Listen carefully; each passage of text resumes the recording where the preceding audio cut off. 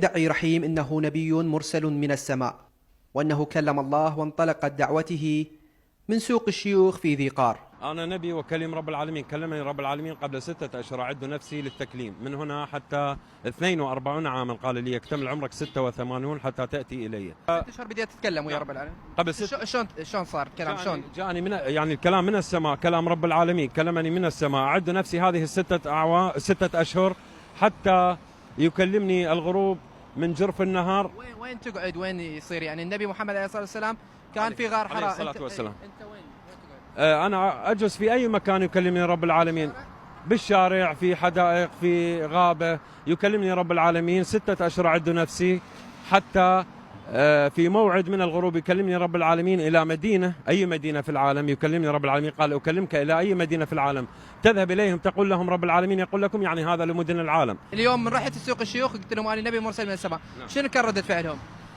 هو رد فعلهم لا يريدون، ورب العالمين قال لي أولا تذهب إلى سوق الشيوخ.